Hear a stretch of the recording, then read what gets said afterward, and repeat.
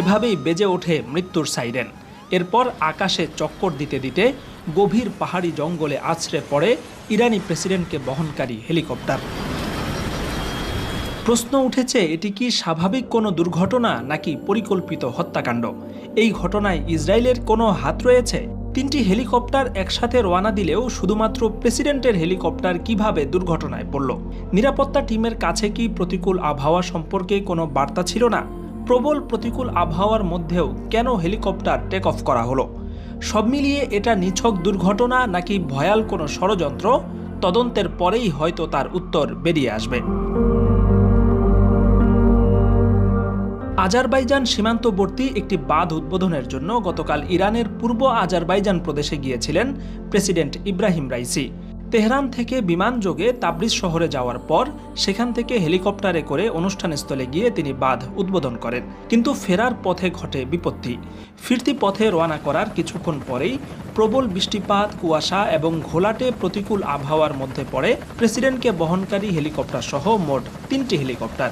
এর মধ্যে বাকি 2টি নিরাপদে ফিরে আসলেও প্রেসিডেন্টকে বহনকারী আমেরিকান বেল 412 হেলিকপ্টারের সাথে যোগাযোগ বিচ্ছিন্ন হয়ে যায়। কিছুক্ষণের মধ্যেই আকাশে চক্কর দিতে দিতে গহীন পাহাড়ি জঙ্গলে আছড়ে পড়ে পুরো হেলিকপ্টারে আগুন ধরে যায়। পূর্ব আজারবাইজানের সেই অঞ্চলটি এতটাই দুর্গম যে দুর্ঘটনার জায়গা শনাক্ত করে সেখানে পৌঁছে উদ্ধার অভিযান চালাতে 16 ঘন্টা লেগে গেছে ইরানি রেডক্রস এবং সেনাবাহিনীর। দীর্ঘ অপেক্ষা আর রুদ্ধশ্বাস উদ্ধার অভিযানের পর অবশেষে প্রেসিডেন্ট রাইসি, পররাষ্ট্রমন্ত্রী আবদুল্লাহিয়ান সহ মোট 4 জনের মৃতদেহ উদ্ধার করে রাজধানী তেহরানে নিয়ে আসা হচ্ছে।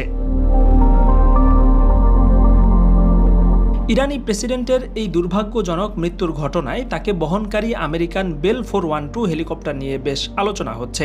কারণ 1979 সালে ইরানি বিপ্লব সংঘটিত হওয়ার পর আমেরিকা ইরানের কাছে এমন কোনো হেলিকপ্টার আর বিক্রি করেনি। এর অর্থ হচ্ছে প্রেসিডেন্টকে বহনকারী সেই হেলিকপ্টার কমপক্ষে 60 বছরের পুরনো।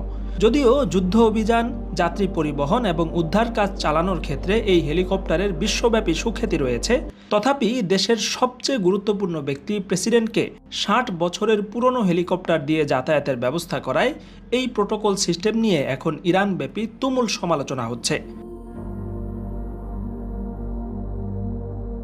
সদ্যপ্রয়াত ইরানের এই প্রেসিডেন্ট মূলত একজন ধর্মীয় পণ্ডিত এবং বিচারক হিসেবে পরিচিত ছিলেন। তিনি দীর্ঘ সময় ইরানের প্রধান বিচারপতি হিসাবে দায়িত্ব পালন করেছেন।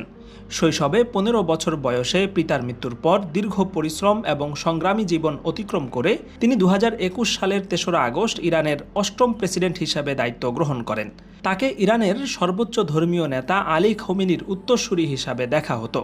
কিন্তু সমস্ত প্রত্যাশা এবং সম্ভাবনাকে নাকচ করে দিয়ে আজারবাইজান সীমান্তের গহীন জঙ্গলে মৃত্যুবরণ করলেন পৃথিবীর অন্যতম প্রভাবশালী ব্যক্তিত্ব এবং ইরানের president Ebrahim Raisi. Shakil Anwar, আন্তর্জাতিক ডেস্ক, MBA টাইমস।